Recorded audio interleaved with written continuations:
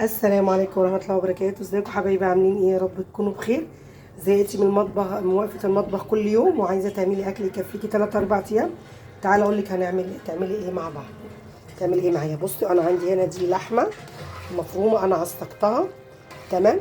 التعصيجة العادية بتاعتنا والتوابل وورق اللورة، وبعد كده نزلت عليها بالطماطم ومكعب الملح. تمام. ومتبلها بقى ملح وفلفل وزنجبيل باودر، وزي ما انتوا عارفين بهارات لحمه وملح وفلفل بس. تمام.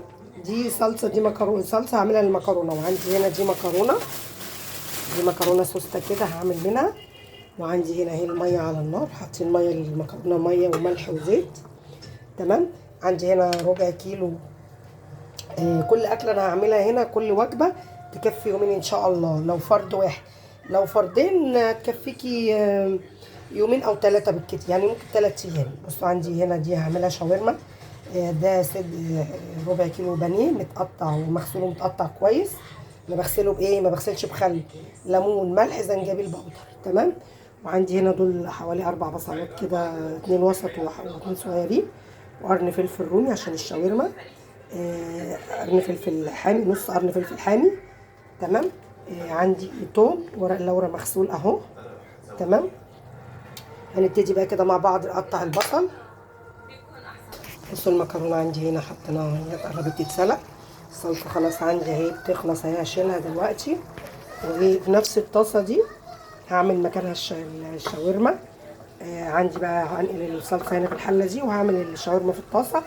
ولما بتبرد بشيلها في علبه، هوريكم دلوقتي. بصوا كده يا جماعه، الصلصه بتاعتي اهي. عندي هنا زيت على النار، مش مكان الصلصه كده هنعمل الشاورما. عندي بس الزيت يتقدح، وهننزل ايه بالبانيه الاول وبعدين البصل. وعندي المكرونه هنا اهي اتسلقت. بصوا كده يا جماعه، بصوا عندي اهو زي ما انتم شايفين كده. اول ما الزيت عندي اتقدح، نزلت بالبانيه بتاعي. طبعا واخد من طعم الصلصه كده الطاسه، تبقى جميله يعني. بصوا الجمال. اول ما احس ان هي دبلت شويه هننزل ايه بالبصل اهو. دي لو فرد واحد تكفي يومين، لو فردين هي دي يوم. المكرونه برضو بالصلصه تبقى يوم، وممكن الصلصه تفيد كمان لتالت يوم، تعملي جنبها شويه مكرونه تاني. كده يا جماعه خدت التشويحه. انزل عندي بقى بالفلفل والبصل كده بتاعي. البصل دوت زي ما قلت لكم جوليان. بصوا كده انا لسه بقى ما تبلتش اي حاجه، لسه بقى هحط ملح، فلفل، مكعب المرق، التوابل بتاعتي اهو زي ما انتم شايفين كده اهو. بصوا كده يا جماعه، قطعت اهو 3 4 فصوص توم كده عندي. بس كده الشاورما عندي بدات تخلص، 10 دقايق بالظبط وتبقى جاهزه. تبرد وافضيها في علبه.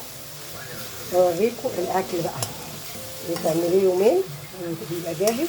وراكي حاجه بتشتغلي، الناس اللي بتشتغل موظفه او مثلا مسافره رايحه في حته، ممكن تعملي لاولادك وتسيبيهم لهم. تعملي لجوزك عشان يجي من الشغل يسخن بس اهو. هي هتتعمل معانا وهرجع اوريها. بصوا يا جماعه اهو، عشان ما تعمليش اكل كل يوم. بص الشاورما بتاعتي جاهزه اهي، يا دوب اهي دفيت، حطيتها في علبه. عندي مكرونه من مسلوقه اهي في حله زي ما قلت لكم. لو فرد واحد دي تكفي. الشاورما برضو على دي تكفي على يومين. الشاورما برضو على يومين لو فرد واحد، لو انت سايباها لابنك او بنتك او جوزك وانت مش موجوده. عندي الصلصه اهي بسم الله ما شاء الله كتير، تكفي المكرونه ويفيض. دي صلصه هوريكم دلوقتي كده اهو بالمعلقه معايا.